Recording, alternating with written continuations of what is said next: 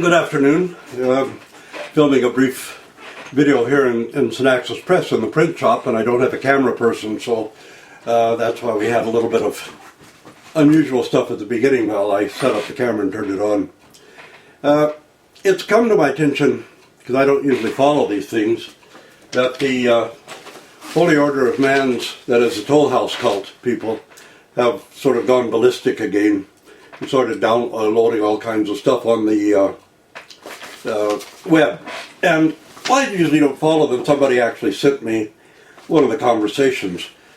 And now why do we refer to a Toll House cult, which we don't extend to everyone who happens to believe in the toll houses?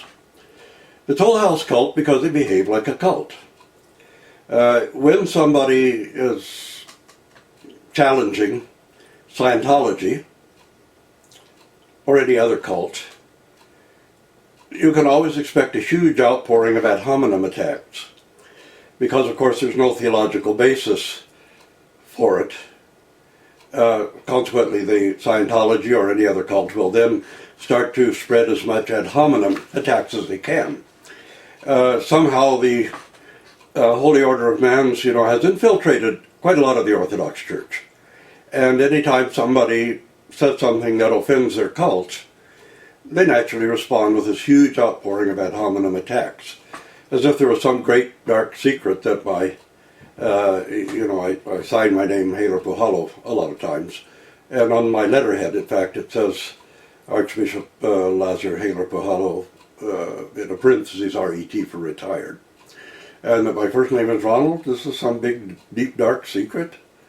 These people are just hysterical, and they come out with God knows what, or where it comes out of their minds.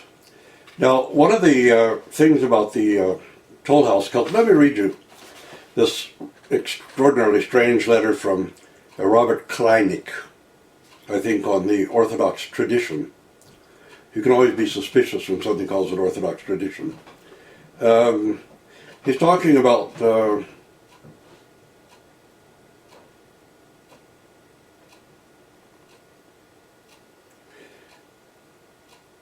the Holy Fathers, the Church, and his bishops have defined what the Toll House constitute and hold it as eschatology of the Orthodox Church. There is no argument.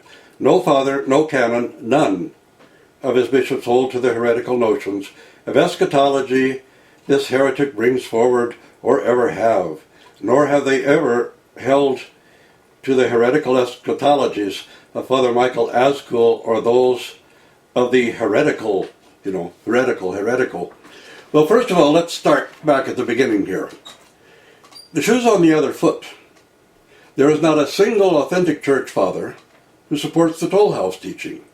Now, in this book, The Mystery of Christ, we expose the purely fraudulent, so-called patristic writings that are supposed to support the Toll House teaching. There is not, what you will find is that we have no patrologist who considers those documents to be authentic. And it's almost impossible that some of them could be authentic. For example, we know that St. Macarius the Great never wrote anything, nothing, period, nothing at all. That's why the ascetic homilies, once attributed to St. Macarius, are called pseudo-Macarius, because we know that St. Macarius wrote absolutely nothing.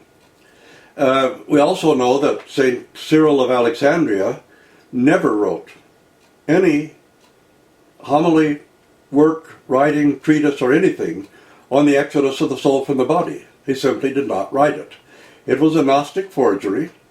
They used his name, but and you can see the documentation in this nice little book on the Mystery of Christ, which shows why the Toll House teaching is heretical, why it totally contradicts Orthodox Christian eschatology, soteriology, and anthropology. It is simply heretical. Now, first of all, the first person to openly say that the Toll House teaching of Father Seraphim Rose was heretical was the Dean of Holy Cross Greek Orthodox Seminary, Dr. Stylianos Stanley Harakis. Now, I suppose that this Krajniuk thinks that Dr. Harakis was an ignorant idiot who knew nothing about the Holy Fathers or the teachings of the Church. He was a renowned theologian. He was the dean of Holy Cross Seminary, taught for years, knew the Holy Fathers well. But anybody who suggests that Reverend Dr. Michael S. Cool is in error about the Fathers, this is rather astonishing. Father Michael S. Cool is a walking encyclopedia of the Holy Fathers. But anyway, the Toll House heresy, the Toll House cult, I'll say none of my bishops condemn the Toll House or disbelieve in the Toll Houses. That's simply not the truth. That's absolutely not the truth. Particularly the late Archbishop Demetrius of Dallas, who was my father confessor, one time told me that, and I think he used the word loony, he said these loony Holy Order of Man's people that came into our church, one of them told me, he said that the two most important dogmas of the church were the imperial family and the toll houses. The imperial family and the toll houses. These are the most significant dogmas in the church, greater than the dogma of the Incarnation, greater than the dogma of the resurrection of Christ, greater than the dogma of the virgin birth, the imperial family and the toll houses. This is the mentality of the Toll House cult. Now, secondly, the reason I say that the Toll House cultniks, and by the way, the most of the Toll House cult are actually still full-patch members of the Holy Order of Mans. You can Google the Holy Order of Mans, and you'll find out the background and the basis of the Toll House cult that has infiltrated the Orthodox Church in several jurisdictions. But that's typical of Gnosticism. You know, the Bogomils did the same, various Manichaeans did the same, so why not the Toll House cult also? So anyway, he's also complaining about the heretical teaching of sex change operations. There's no such thing as a sex change operation. Only somebody who's either totally malicious or totally ignorant would suggest that there's such a thing as a sex change operation. There's a gender harmonization surgery for people whose brains and bodies are totally different genders. And it's not something taken lightly. Of course, it's covered by the healthcare system here because it's a valid clinical condition. And it's not taken lightly. It takes 3 years of preparation before somebody can receive gender harmonization surgery. And the person has to go through psychiatric and psychological testing in clinics.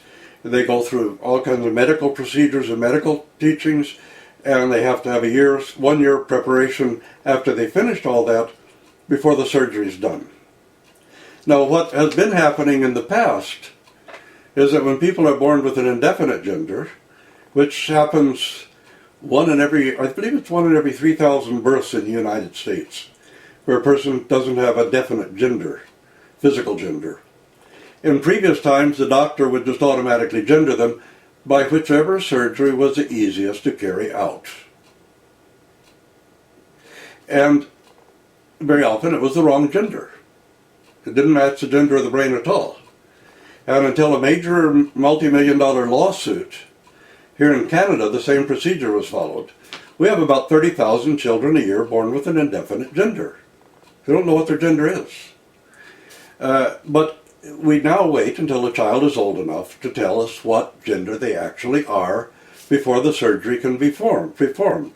Of course, it has to be performed before puberty. So the child is old enough, you determine from them what gender they are. You see, the mythology was that gender was learned behavior. Well, of course, that's totally disproved and discredited.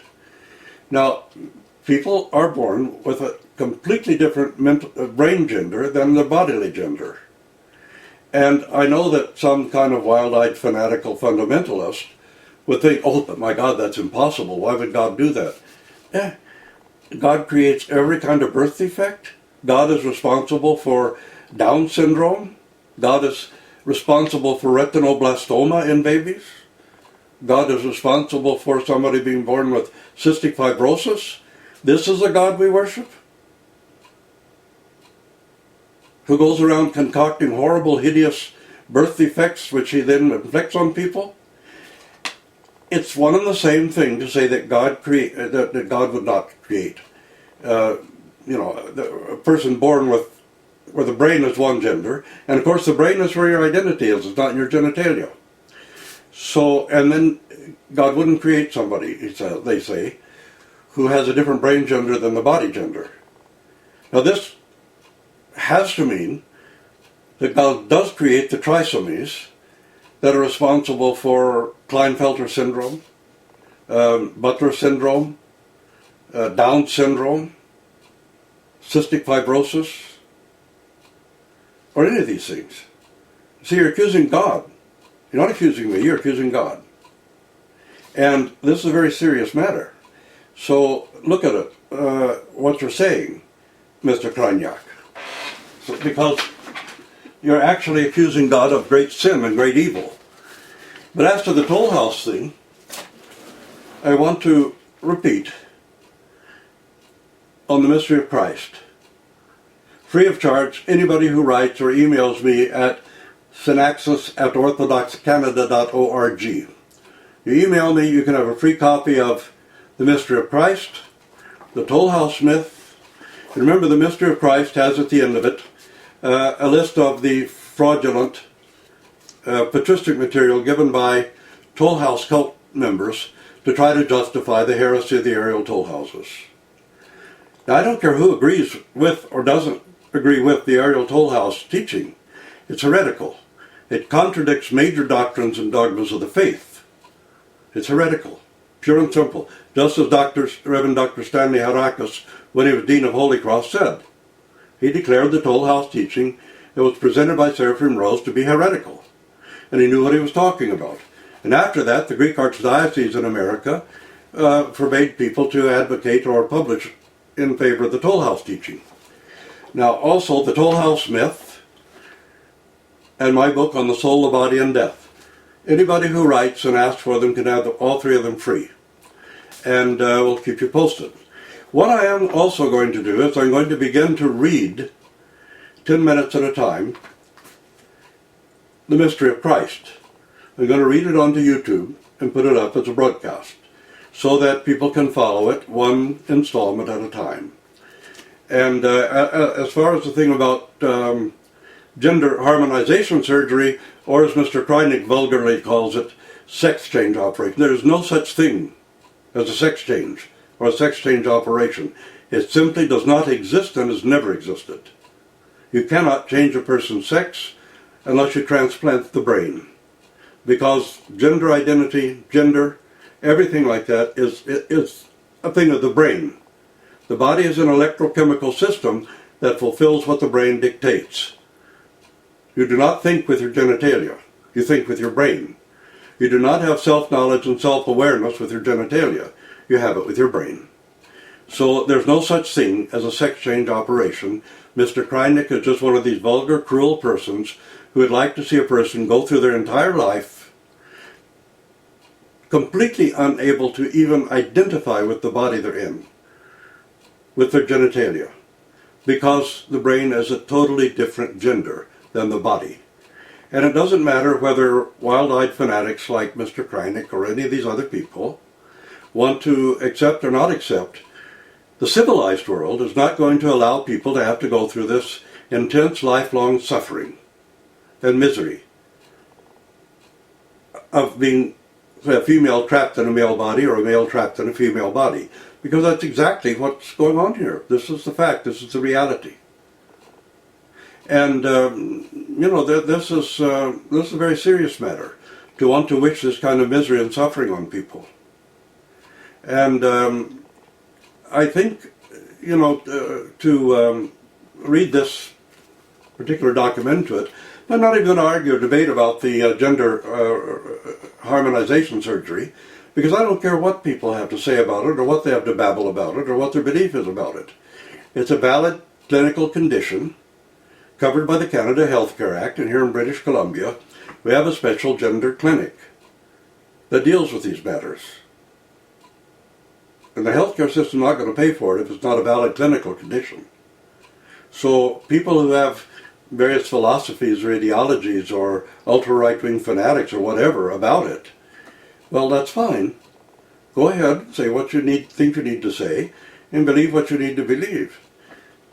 But don't expect people who know better, or people in civilized societies, to go along with your ideology about it, because we're not going to force that kind of suffering, pain, misery, and grief on people and destroy their lives just because some people like this have no idea what they're talking about and want to say these horrible, awful things. It can't possibly be heretical, by the way, because there's absolutely nothing anywhere in the church that teaches about transgender or intersex. There's nothing that has ever been dealt with in the church that deals with gender harmonization surgeries or any of that. We didn't have the medical capacity to look at it in former times. We do now, so we know what's actually going on here. It's for the church yet to address the issue, because it has never been addressed. So no one can say anything about it being heretical. It has never been addressed by the church. It will doubtless be addressed by the church. And I'm certain that if you had an ecumenical council that addressed the issue, they would call in experts in the field and come to the same conclusion that we've come to here. So let's wait and see. You know, it's like one bishop who I knew one time decided to write something about science and the church, and he fell into one of the heresies of Augustine of Hippo of the Analogia. And when he wrote the draft of it, and I saw it, he wrote that, well, even all the basic particles in the universe testify to the Trinity because they're made up of 3 quarks. But of course that isn't the truth. Some are made up of 2 quarks, aren't they? Some without any quarks. We're talking only about baryonic matter when we talk about the triplet of quarks held together by the gluons. See, it doesn't exist in all basic particles at all. So, and I mentioned that to him, but he went ahead and published it anyway. It's like the argument about the law of thermodynamics that some sectarians make sometimes. The law of thermodynamics applies only in a closed system. It doesn't apply in an open system. The universe is an open system, so you cannot say that the laws of thermodynamics apply throughout the entire universe. And even with entropy, okay, the scripture tells us that everything is wearing out and that they'll be rolled up like a scroll, but at the present time we're not necessarily experiencing entropy everywhere. We're going to more complexity in many areas. It's like the argument that some people put forth a creationist, or so-called creation science. It's not science at all, it's absolute fraud. They're saying, well, that the only place in the entire universe where you'll find liquid water is on the earth. That's not true. You find liquid water throughout the universe. You find it sometimes frozen. Nevertheless, water exists throughout the universe, and there are a number of places where we've already ascertained that there's liquid water. It's entirely possible that there can be people living on other planets. It's entirely possible. I doubt it, but it's entirely possible. And anyway, this is just a few things I wanted to respond to. Again, remember, these books are absolutely free. If anybody wants to write, I'll send you 10, 15, 20 copies of The Mystery of Christ, The Toll House Myth, and my book on the soul, the body, and death. And if you're concerned about sex harmonization surgery, do some research on it. Don't go along with these fanatics who would really have the intention of really hurting, damaging, and destroying the lives of other human beings because of their own lack of knowledge or just their own malice. So, thank you and God bless you.